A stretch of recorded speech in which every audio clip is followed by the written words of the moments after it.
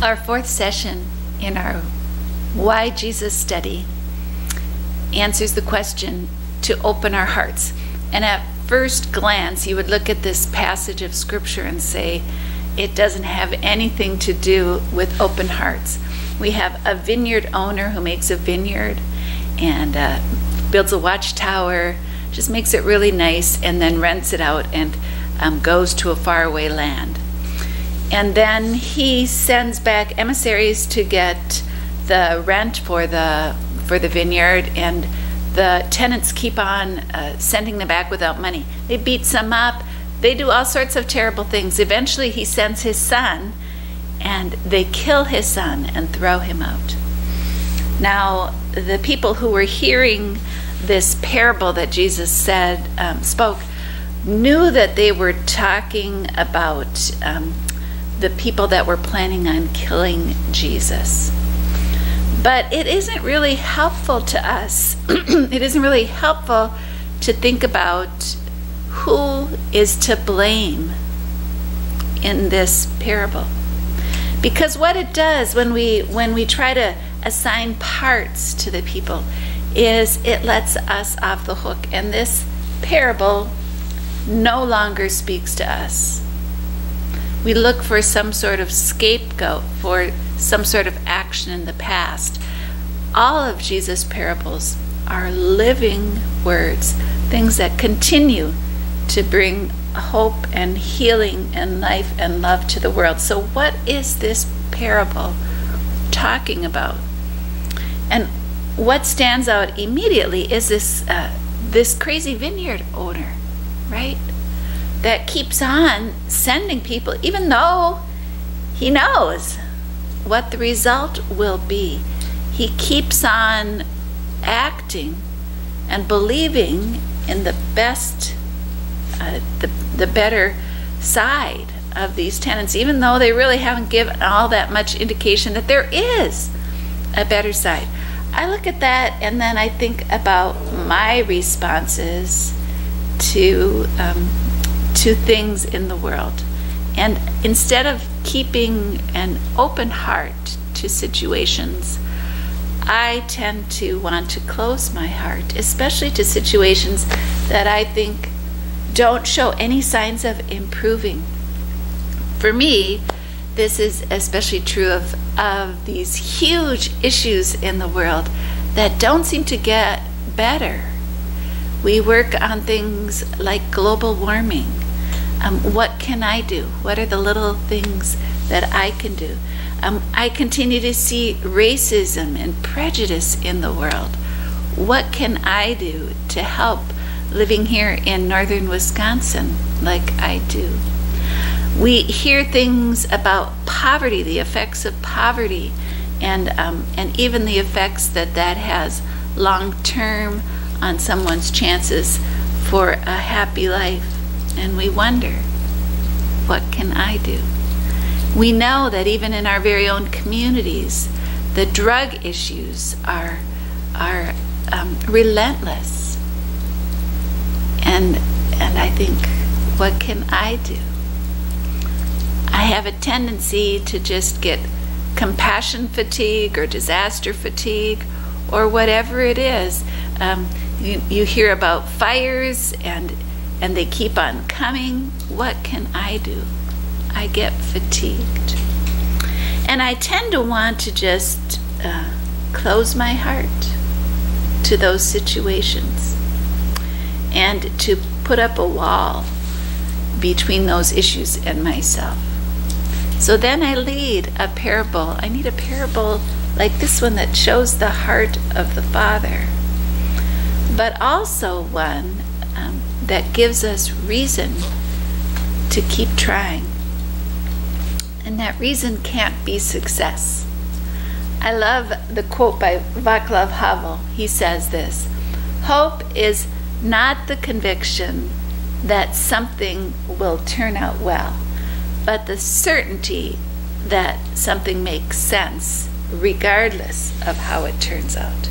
It's not the conviction that something will turn out well, but the certainty that it makes sense regardless of how it will turn out.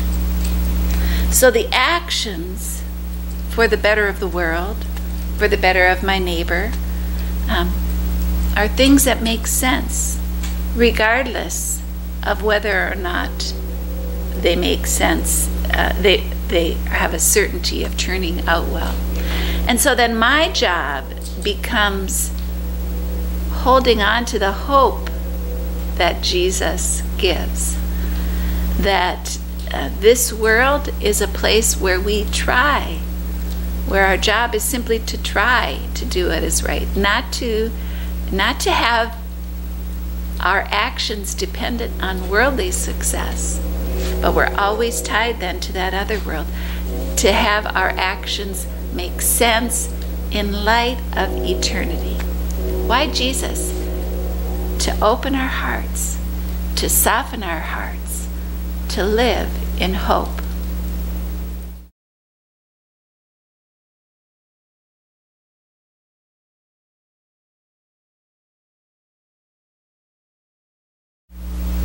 One of the things that is most disturbing about this parable is that the vineyard owner keeps on sending these people who get beat up. And when we realize that the vineyard owner is God, we think to ourselves, why did you send your son? Why didn't you just come in with the police and get rid of those tenants, kick them out, and find other tenants who were better, who would do what they were supposed to do? And if we can translate those ideas into society, we would find that we are asking God to come in with the ability to impose morality on people. And what happens is that it just doesn't work. So Philip Yancey, who wrote this book, was a journalist. And in 1991, shortly after the Iron Curtain had fallen, the editors of the publication Pravda invited a bunch of journalists over. And they were having a conversation about what had happened during this communist rule. And this is what they said. The editors remarked wistfully that Christianity and communism have many of the same ideals: equality, sharing, justice, and racial harmony. Yet they had to admit the Marxist pursuit of that vision had produced the worst nightmares the world has ever seen. Why? We don't know how to motivate people to show compassion, said the editor-in-chief. We tried raising money for the children of Chernobyl, but the average Russian citizen would rather spend his money on drink. How do you reform and motivate people? How do you get them to be good? 74 years of communism had proved beyond all doubt that goodness could not be legislated from the Kremlin and enforced at the point of a gun. In a heavy irony, attempts to compel morality tend to produce defiant subjects and tyrannical rulers who lose their moral core. I came away from Russia with a strong sense that Christians would do well to learn the basic lesson of the temptations in the wilderness. Goodness cannot be imposed externally from the top down, but must grow internally from the bottom up. Got a little taste of this when my son was 2 years old and I was trying to teach him how to say please. So I had a cookie that I knew he wanted, right? And I said, you have to say please. You have to say please. Rather than do what I wanted, right? He just walked away. He wanted that cookie, but he wasn't going to bend to my domination of his actions, even at 2 years old.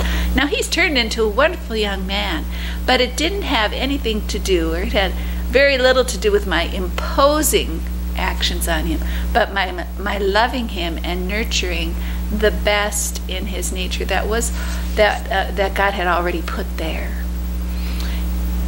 We want a God that comes in with power. But in that world, we aren't given the opportunity to do good. It's an expectation. And is in our humanness, we tend to turn away from those expectations, and we want to rebel. So why didn't Jesus come in with power? Why didn't God send Jesus with power? He's giving us the opportunity to have soft hearts, to practice love and not compel certain actions, to show caring and not simply obedience.